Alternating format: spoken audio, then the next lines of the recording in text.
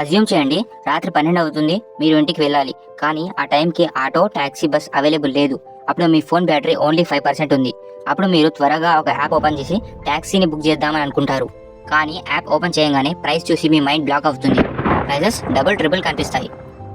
మీరు అనుకుంటారు ఇది లేట్ టైం కాబట్టి ప్రైస్ ఎక్కువ అడుగుతుందని. అప్పటికే మీ ఫోన్ ఛార్జింగ్ 3% అవుతుంది. అందుకే మీరు త్వరగా డబుల్ ప్రైస్ పే చేసి టాక్సీ తీసుకుని ఇంటికి వెళ్ళిపోతారు. కానీ అది లేట్ టైం వల్లనో లేక లో అవైలబిలిటీ ఆఫ్ ట్రాన్స్పోర్ట్ వల్లనో కాదు. నిజానికి ఆ యాప్కి తెలుస్తుంది మీ ఫోన్లో ఛార్జింగ్ తక్కువ ఉందని.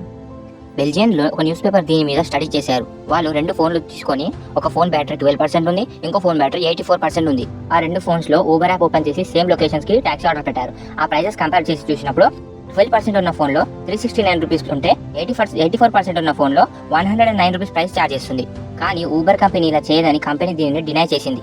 2016లో Uber head of economic research Keith Chen గారు ఎన్పిఆర్కి ఇచ్చిన ఒక ఇంటర్వ్యూలో ఏం చెప్పారంటే, తక్కువ ఛార్జింగ్ ఉందని యాప్కి తెలుస్తుంది, బ్యాటరీ ఎండింగ్ స్టేజ్లో ఎక్కువ మనీ ఇవ్వడానికి కూడా కస్టమర్స్ రెడీ అవుతారని. కానీ వారు ఇన్ఫర్మేషన్తో ఊబర్ యాప్ ప్రైజెస్ సెట్ చేయదని కూడా చెప్పారు. రెగ్యులర్గా ఈ క్లెయిమ్స్ కనిపిస్తూనే ఉన్నాయి.